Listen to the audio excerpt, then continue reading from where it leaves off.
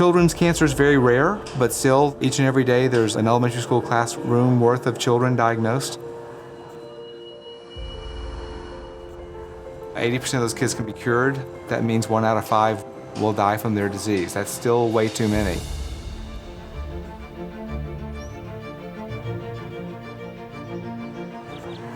Today starts the real day that we start making a bigger difference than we've done before.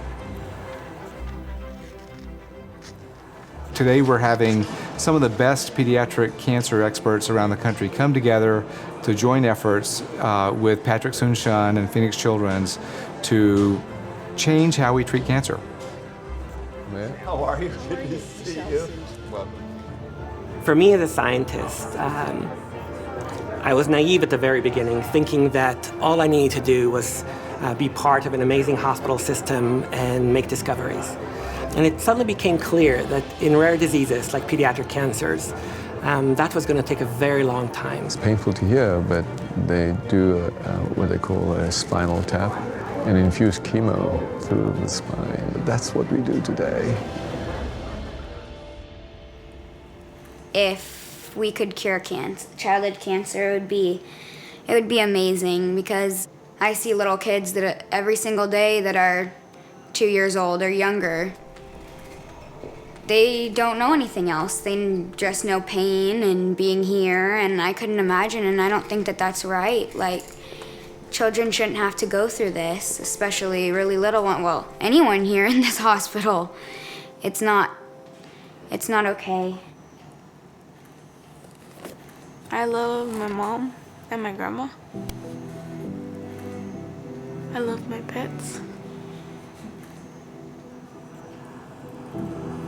We had always known that kids get cancer for very different reasons than adults. They don't smoke, they don't go out in the sun. At this particular moment in time, during the last 5 years, essentially, where technologies emerge that suddenly open up the doors to really understand the underpinnings of the biology of a pediatric cancer, integrate that with the biology of how a kid is a kid, suddenly transformed the field for us. I've been a dancer since I was 2, and that's pretty much been my whole life. I'm not very good at sports, no, but I love dancing.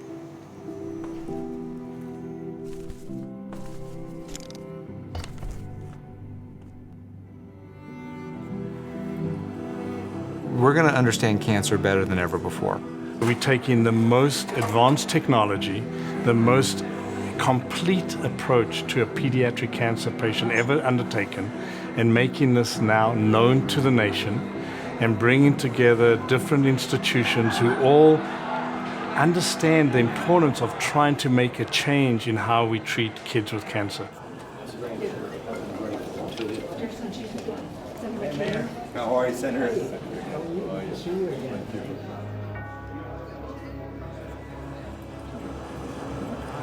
Well, when you look at the members of the consortium that were at the table today, it's a who's who of pediatric cancer. It's going to be something that's never been done before, and this unique group is going to hit our goals and is going to make a difference for children. I can tell you how honored we are to have, on my left, Mayor Greg Stanton, on my right, Senator John McCain.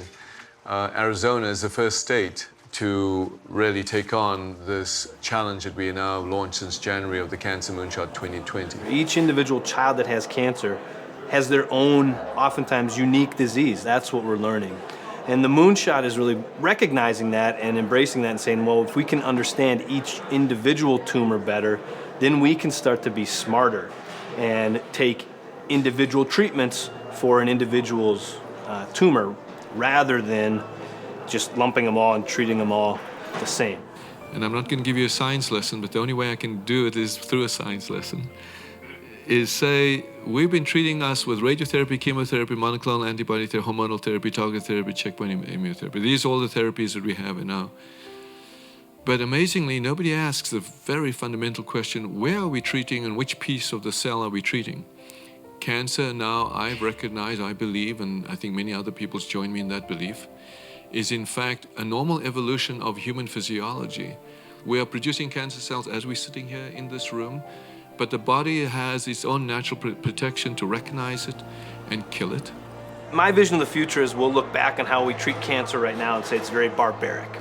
The moonshot is really exciting that we're going to harness your own body's immune system's natural ability to recognize good or bad. When I see some of those slides, I see the cancer cells being destroyed by the immune system, etc. I think we are on the cusp of legitimately curing cancer. So the DNA, RNA, protein, and protein network, that's the test we just launched called the GPS Cancer.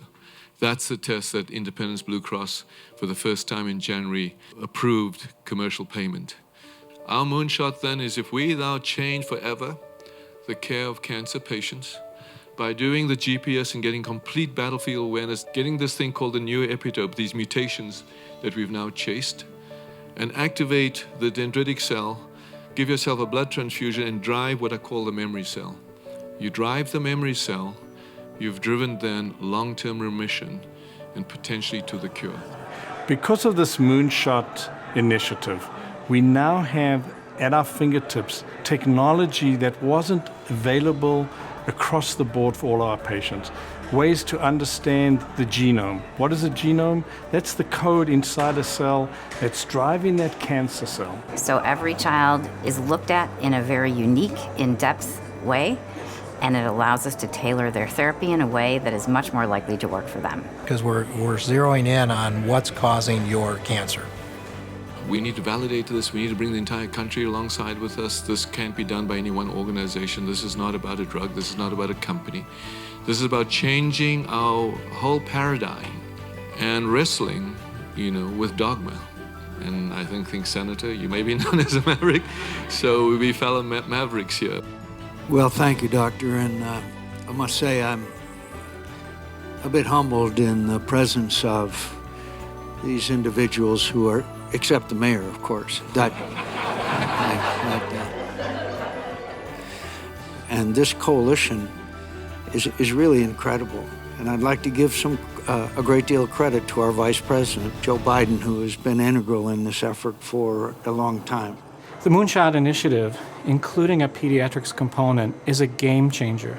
It's a transformational moment for the field of pediatrics. I can't tell you as mayor of this great city how proud I am that Phoenix, our city, is the first city to support and join the Cancer Moonshot 2020 and Pediatric Moonshot 2020 effort. This is a game-changing and life-saving announcement that you are making here today in our city. This incredible effort is not science fiction. It's science reality. Through networks and the technology that's available, we believe that within the next 3 to 4 years, we may be able to identify at birth, by studying the genetics of these patients and their family members, who is going to develop cancer so we can intervene. If you take a child, let's say with medulloblastoma or leukemia, who's 5 years old, and we save their lives and we do it without toxicity, think of what we'll be adding to our world. Through the cooperation of this group, I believe we will see transformational change in the care of children, and I think we will make this timeline. And I know I speak for all of us, there is no better way that we can honor the children and families we've cared for than by this project. Thank you.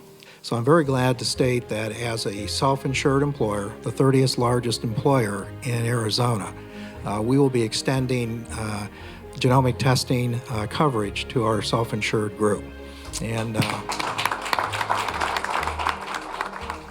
I want to acknowledge Jean Assisi, if I may, Jean. What Michelle and I and Bob would like to do today is announce that we'll establish the Bob Assisi Award for the doctor, the clinician in the country that actually makes the most impact for children's cancer as a result of genomic sequencing. So I'd like to announce that.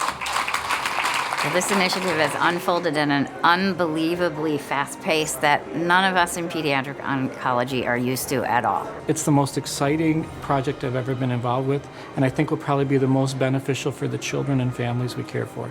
How do we get to the moon? How do we achieve the goals of the Pediatric Cancer Moonshot 2020? And how do we get our colleagues first across the country, then hopefully across the globe for all of the lives of all of the children that we're treating?